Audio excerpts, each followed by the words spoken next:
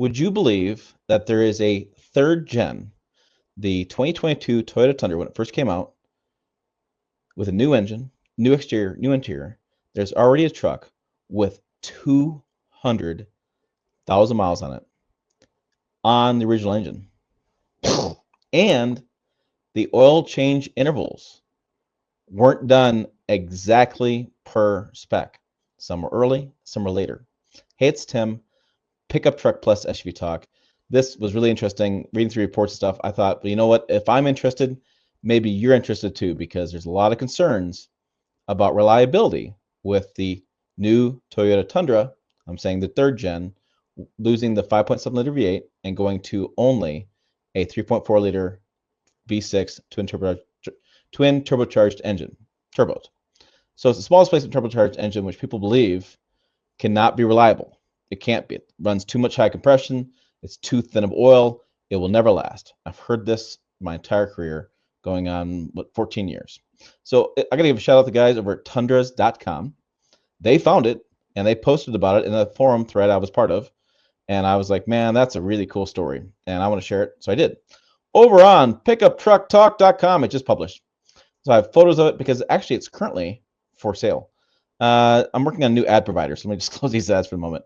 But we have a 2022 Toyota Tundra right there on the screen, and it has over 200,000 miles on it.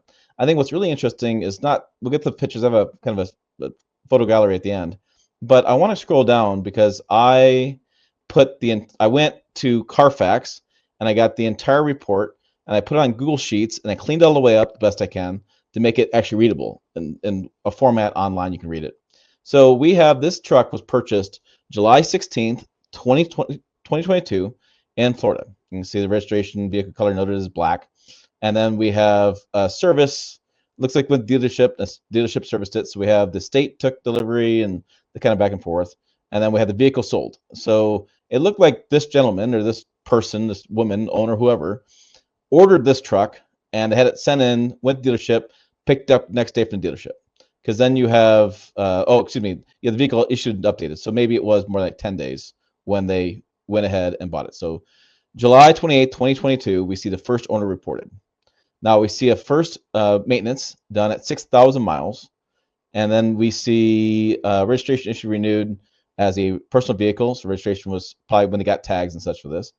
Vehicle serviced at 10,000 miles, service performed. Oil and filter were changed at 21,000 miles.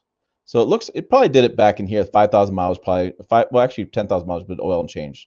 So probably oil change at 10,000 miles, which is per recommendation from Toyota with this truck. So we had it again at basically 10,000 miles more, 10,200 miles. We have vehicle serviced. We have maintenance inspection, oil filter changed, You can see the 10,000 miles as far as when that's done. We have oil filter changed at 9,000 miles, oil filter changed. Now we have oil filter changed at like 12,000 or 11,000 miles, so a little bit different intervals, a little bit past 10,000 miles.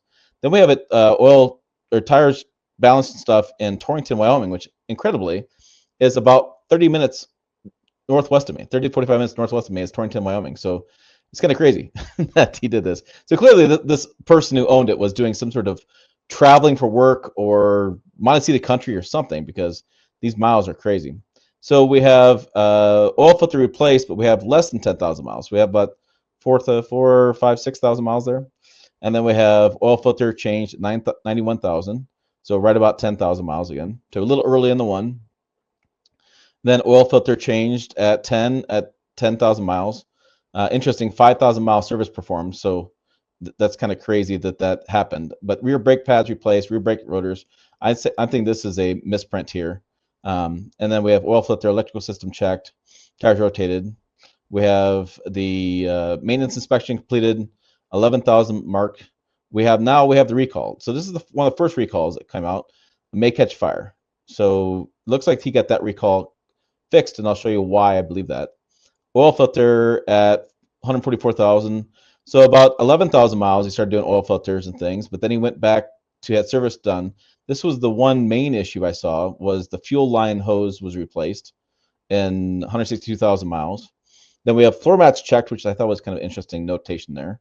Service for summer oil filter done there. And then we have oil filter changed here. So we actually have a bit longer intervals, more like, let's see, quick math top ahead, about 15,000 miles, 14,000 miles. So a little bit different, not exact 10,000 miles. That's a little longer one. And then we have at 15,000, we have oil filter changed. So he's probably feeling pretty confident about it at this point that it's holding on. But look at that, 15,000 miles in a month. And a lot of times in Alabama, I've done million-mile truck stories, and a lot of these guys are hotshot drivers. They deliver cargo across the country as fast as they can. They're always on call. This may be a situation where that was this truck. And then we have Valvoline did an oil change. And then we have the safety recall issued. Now, this is the one that replaced all the engines. They found engine debris inside the engine, or machining debris, replacing all the engines. So when this happened, a really interesting chain of events happens. And you guys probably know more about this stuff than I do. I don't look at Carfax all the time, but this is really interesting. So we are probably about 201,000 was in 4.6. So we're putting 15,000 on the month on this truck. All of a sudden, it stopped because odometer reading reported, which is 2 months later, as 208,419. Now, registration issued or renewed, title registered as personal vehicle. So this tells me a loan or lien was reported. So it seems like to me they sold it or traded it in right after this recall happened. It seems like that's what happened here. What triggered this was the recall comes out. He got rid of it, or she got rid of it because they're driving long distances to Oregon, to Wyoming and stuff, to Maine. That's yeah. Well, oh, look, odometer reading reported in MA. So it seems like something's going on that made him nervous. So then we have the title issued or updated, vehicle repossessed on July 9th. So I don't believe that that's the first owner. The Carfax says it's only one owner, but I don't know. It doesn't seem right to me. And then vehicle offered for sale. And now it's for sale. Your car guy, Ronnie, in Alabaster, Alabama, with 210,444 miles. So clearly he didn't have the recall done because people are just now getting recalls done of the new engine. It took them basically all last year to kind of get all the ducks in a row. So he sold that, or she sold that, or they sold that, I should say more accurately, sometime that part, or they traded it in sometime that part. So the recall hasn't been done. And I know that because when you scroll down to the Carfax history-based value report, we can see a couple things which are really interesting, is that the vehicle right now, the truck, is offered at $26,500 for a 210,000 mile truck that's 2 years old. And that's $1,930 below what the Carfax value estimates this to be. They say no accidents reported, one owner vehicle. Again, makes me a little suspect with those changes we saw. Service history was good. Service did a lot, sometimes 5,000 mile intervals and sometimes more than 10,000. But they do have a open recall. It is at least one open recall. And that has got to be the engine recall that was this one right before he sold it, or they sold it right there. That's got to be that recall, that outstanding recall. So at least that recall. The fire recall, I looked up a little bit, and it looks like it wasn't, there was no fix at the time. I'm sure there's a fix came out for it. It may have been, but it could be another recall as well. But so that's what's driving down the value, is the recall per Carfax. But still, 28,000 for Carfax value with 200,000 miles on it. I'd say the person got their money out of it. So we talked about this. I wrote about the story about what happened with the recall, information to know if you want more details on what happened with the recall if you're out there shopping for the truck. Carfax says they put 109,000 miles on this truck per year per their estimates. So here it is, and here's the odometer. I'll zoom in for you. I guess I can zoom in just a little bit for you guys. 210,444 is the odometer. And this looks like it's an SR5 that's been made some changes, because it looks like the front of that looks like an SR5 to me, with just some body color matching the grill. And that's that. I'm going to work on a new with my IT team, a new kind of way to do these photos. It's kind of ridiculous, but it looks pretty clean, which tells me it's probably a hotshot driver, because they tend to take very good care of other vehicles. And looking in here, the dash, everything looks really clean. Interior looks really clean. It looks almost spitting image brand new, which I'm really impressed with. If I lived closer to Alabama, I would go over there with my camera and I would take some, I'd walk around this vehicle for sure. The bed looks like it's hardly been used, right? Got some scratches here, scratching there, which again tells me maybe a hot shot or transport driver, somebody who has to be on the road a lot, transporting goods that you cannot ship through UPS, or you need to get the item there tomorrow, and it's a business, and you have to have the new oil rig, like you have to have the new oil drill bit in Wyoming, and it's got to be there by tomorrow, and they got to get it from Louisiana, and that's why Torrington kind of was interesting to me to see in the Carfax. And then I was looking at the doors, and the doors are, I don't know if it just needs to be cleaned up or what. I'm sure a good wipe down would do a lot of good work on this for detailing and things, but it looks like it's pretty good shape. I wish they had a picture of the seat. I'd like to see whether the seat cracked or not.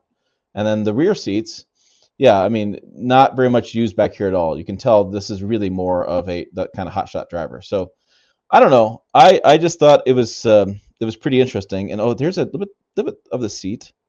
I can't see it all the way out, but I can't see the trim piece. But yeah, seats held up pretty well for that much time in them. That's a lot of look, guys. That's a lot of butt time and what they call windshield time, driving like this for that many miles. So I just thought it was really interesting. I thought I would share with you guys. I'm currently looking up some Ford F-150s that have 200 some thousand miles on them because I'm kind of curious in how those are holding up as well. So I have more videos on that as well, on those higher mileage stuff, because I think it's interesting. Now, trucks do like to be driven, engines like to be worked, so there is an advantage to the fact he drove this quite a bit. I should just say they drove this quite a bit. There is some advantage to that. However, that's pretty good for an engine that has been questions. People have been concerned about the longevity of it. People are concerned about the engine recalls. I mean, it's a very hot topic in today's automotive space. And so I just thought it was pretty interesting. What do you guys think? Put your comments down below. I have rambled on enough. I promise you I am stopping right now. Yeah. I'll put a link to the story down below as well. You can go through the Carfax information and as much as you like. As always, thanks for watching. I will see you down the road.